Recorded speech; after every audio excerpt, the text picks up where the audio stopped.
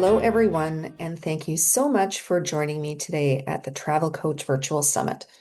I'm Charlotte Tweed, founder of Liberty Travel Coach and a certified travel coach with the Travel Coach Network.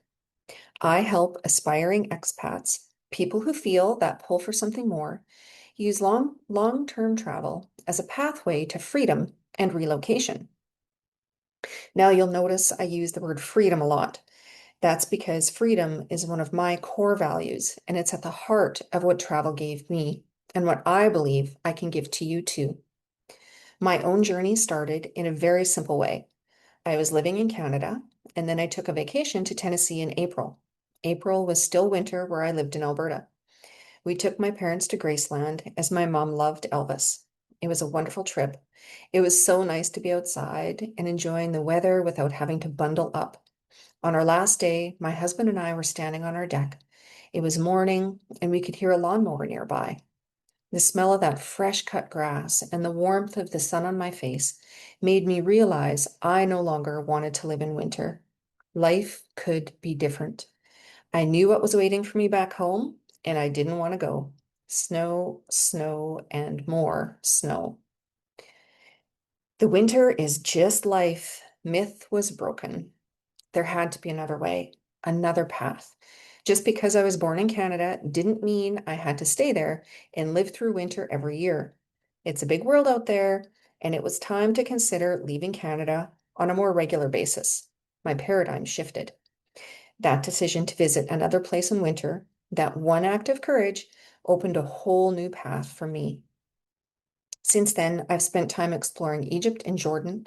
I spent 3 months crossing Europe overland from Rome to Amsterdam, and I've built a life that looks nothing like the one I left behind. And here's the thing, it all began with that one choice, to spend time outside of Canada in the winter. So today, I want to share with you how seasonal living, simply choosing to live part of the year in a different place, can open the door to relocation. Because freedom isn't always about a giant leap. Sometimes it starts with just one season. Let's start with something you might recognize. Maybe you felt stuck in the cycle of harsh winters. You count down the days until spring, you squeeze your life into 1 or 2 short vacations a year, and you dream of what it would feel like to have real freedom with your time and where you live. For so many of us, the idea of moving abroad feels like a far-off fantasy, something for digital nomads, retirees, or the super wealthy. But here's what I discovered. You don't have to move abroad forever to create massive change in your life. Seasonal living, choosing to spend a few months away each year, especially in winter, is a bridge. It's a practical, doable, and life-changing way to test drive freedom, experience new places, and explore what relocation could look like for you. Seasonal living involves aligning your desired lifestyle with the seasons. This approach encourages a deeper connection with nature and to live in harmony with its cycles instead of surviving the cold. It can enhance your well-being by supporting your body's natural rhythms, promoting physical and mental health, and fostering a more balanced and fulfilling life. The practice of seasonal living refers to a lifestyle where individuals or families maintain residences in different locations and migrate among them based on the season or other specific patterns. Generally, seasonal living involves longer recurring stays in 2 to 4 chosen locations. Where I live in Mexico, the snowbirds generally come to Mexico after Thanksgiving and then return to their home country after Easter. The Canadians arrive first since our Thanksgiving is in October. Living between 2 countries helps the snowbirds establish a sense of rootedness and belonging in one place while still experiencing extended adventures and experimental periods in other areas. Historically, the privilege of seasonal living was primarily enjoyed by wealthy retirees. The rise of remote work and house-sitting platforms have made this lifestyle accessible to other audiences. I know I used to think you had to be rich to live in Mexico over the winter. That is a myth. For one, cost of living in Mexico is lower than Canada, so it is possible to live seasonally in Mexico without breaking the bank. Part-time relocation can be a flexible arrangement that allows you to experience a new place without fully committing to a permanent move. It's important to research the new location, consider the impact on your family, and assess the financial implications, including the cost of living. Before making a decision, I highly suggest you visit the new location to get a feel for the area, including transport links, local amenities, schools, and overall quality of life. If you are employed, you should discuss the terms of your relocation with your employer. Perhaps you can work remotely for a year, or you can take a sabbatical. Everyone is different, and there is no one magic formula. There is no one size fits all. But I can assure you that easing your way into the full-time expat lifestyle is a more natural once you have spent extended times out of your home country. Let me take you back to that very first decision I made. The coldest temperature I experienced in Canada was minus 67 degrees Celsius. That's minus 87 degrees Fahrenheit. That was about 160 kilometers north of Calgary, Alberta. I was driving with a friend to a conference her and I had registered for at a little country church. I thought to myself as we looked out at the frozen air, yes, you can see the air when it's cold. And I thought to myself, why am I out here? What are we doing? We could die within minutes if anything went wrong. By this time, I was in my 30s. I had a child and a husband at home. At that moment, I realized I didn't really like winter anymore. I thought, is this really it? Is this what my life is going to look like for the next 20 or 30 years? But I was Canadian and I had to suck it up. Winter is part of life. It is what makes me who I am. Winter makes me resilient. I can withstand the cold unlike other softies on the planet who don't know what to do when the temperature drops near freezing. Winter was part of my life I could never escape. To live in Canada means you must deal with winter and be proud of it. Then came the year we suffered through 8 months of winter. Yes, 8 months. The freeze came so fast, the leaves didn't have time to change to the beautiful fall colors I loved. They froze black and hung on the trees like ugly bats that would never be free to fly. The sun never shone. It was cloudy and foggy for 8 months. It was hell. I was trapped. Everyone at work was trapped in a miserable continuum of eternal winter and miserable attitudes. But what if you no longer have to suffer depression each winter, or no longer have to slather on the body lotion to your dry, itchy crocodile skin and cracked knuckles and fingertips that bleed and hurt? What if you no longer want your face to feel like it's being stabbed with 100 needles each time you step out into the wind, only to return to the forced air heat in your house, to have your face then turn brilliant red and give off a glow like Rudolph's nose? Maybe you don't have to live each winter wondering if you will be able to make it out of the driveway each morning, or how many accidents will be on your commute, changing the time from 30 minutes to 3 hours. What if you can end that countdown to spring? If you are lucky enough to live in an area that has a spring and not just two seasons, winter and summer. I realized I could choose a different path the first time I left Canada in the winter. Prior to my escape, I didn't understand why we had snowbirds, those who traveled south to Florida, Texas, Arizona, or Mexico for the winter. Why would you do that? Surviving winter is what makes you Canadian. The chance to leave Canada in the winter didn't come quickly for me. The year we went south to Tennessee was the turning point, and there was a process that followed. It wasn't a glamorous escape to a tropical beach, but it was warm, and it cracked something open in me. That one choice gave me space. It showed me that I could leave, that life didn't have to look like anyone else's in the land of ice and snow. From there, the doors kept opening. I spent a month in Texas, then time in Egypt and Jordan, where I discovered how energizing it is to live outside of the familiar. Right after Egypt and Jordan, I did a 3-month overland trip from Rome to Amsterdam, spending a month in Italy, Germany, and Belgium each. And by the end of it, I knew relocation wasn't just possible, it was necessary for me. And here's why I'm telling you this. I didn't start with relocation.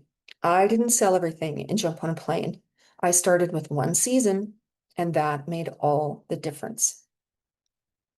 Now let's talk about how seasonal living can open the door for you. I like to break it into 3 main ways. 1, seasonal living lets you test drive a lifestyle. When you go somewhere for a few weeks, you're a tourist. When you stay for a month or two, you start to live like a local.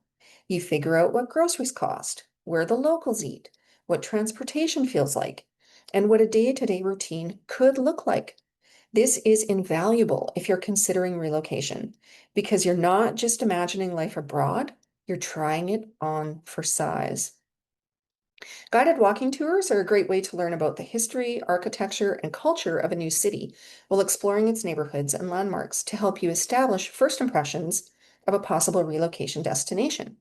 Spend time in natural settings like parks, gardens, or beaches to connect with the environment. 2. Seasonal living helps you reclaim your freedom. When you step out of your default environment, even for a season, you get clarity. You see what's been draining you. You feel the difference in your energy. You realize that life doesn't have to be about surviving the cold, working nonstop, or waiting for retirement. Seasonal living gives you the breathing room to reimagine what you want. You see how other people live and realize what you love about their lifestyle is possible for you too. Embrace the local customs, etiquette, and habits to immerse yourself in the culture. Adapt and engage. Do not bring the habits, wants, and needs of your old country with you. Remember what you are leaving behind and why you are leaving it. 3. Seasonal living builds confidence and community. Every time you live abroad, even temporarily, you stretch your comfort zone. You learn how to navigate new cultures, languages, and systems. You also meet people, locals, expats, and fellow travelers who show you that you're not alone in this journey. Those connections make relocation feel less overwhelming and more like a natural next step. We have more friends in our community in Mexico than we ever had back home in Canada. Our friends have become a wonderful, supportive family apart from our family back home. We help one another and provide a safety net when questions and struggles come. This is where I cannot express enough how important it is to find community when you relocate. I often hear, I don't want to move where there are expats. I used to think the same way until I stayed in the Mexican countryside, where hardly anyone spoke English and I was the only gringa around. It was a beautiful place, but it would never have felt like home. Community is one of the most important values you should seek. The expats are your support, comfort, fun, and fellowship. Many of them know the ins and outs of your new home and offer sage advice when something goes wrong or help you from making a mistake to begin with. Moving somewhere different is more than a new existence. It's the opportunity to start an intentional life. Are there opportunities to dedicate time to community service or volunteer work, allowing you to give back to the destination that has welcomed you? When you add those 3 points together, testing a lifestyle, reclaiming freedom, there's that word again, and building confidence with a like-minded community, what you have is a very natural pathway to relocation. So how do you begin? Let me give you a few practical tips. Start small. Don't feel pressure to plan a whole year abroad. Try 1 to 3 months in a place with a milder winter. Choose a destination that aligns with your values. Think about cost of living, culture, climate, politics, religion, and how you want to feel day to day. Look at the country's history, how people lived in the past, how they live now, and how you can apply that to your future. Connect with community. Join expat groups, attend local events, or even connect with other travelers and expats before you go. Meet with them in a destination and ask them questions about what it's like to live in the area. Approach it as an experiment. This isn't about perfection, it's about exploration. You don't need to have it all figured out before you start. Perfection can turn into the greatest form of procrastination. Look into visa options. Many countries offer temporary stays that are easier to access than you might think. Mexico, for example, offers a 180-day tourist visa for the taking. You just need to let them know you want the 180-day visa upon your arrival at customs, or they may give you a shorter visa. Even if you show the officer your flight out dated 180 days after your arrival, ask for the 180-day tourist visa. Don't take it for granted that they will just give it to you. I know this because it happened to me.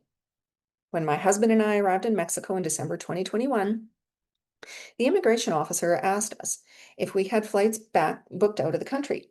I said yes and showed her my flights booked out on June 1st, 2022 to El Salvador. Then she proceeded to give us our tourist visa card. I took the cards, put them in our passports, and we moved on. We had landed a house in Mexico, just south of Zihuatanejo, and were driving with the owners of the house in their car. I took out our tourist visa and looked at the cards, the tourist cards. What I saw made my heart skip a beat. There was a 1-6 with a circle around it on the line next to the word Dias, 16 days. Had the immigration officer given us a 16-day tourist visa? How could that be when I showed her my flights out on June 1st? Okay, I told myself, that must mean June 1st.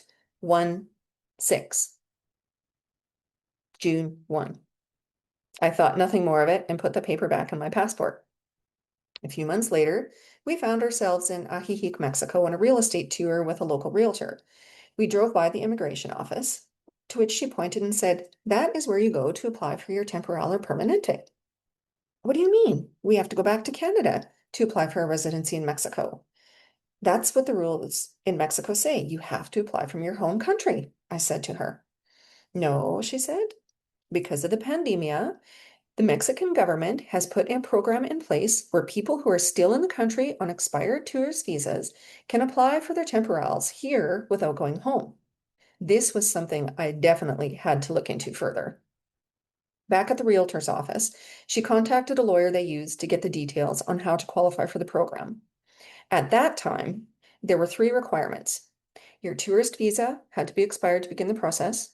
You had to have entered Mexico prior to December 31st, 2021, and you had to have entered Mexico once between 2015 and 2019.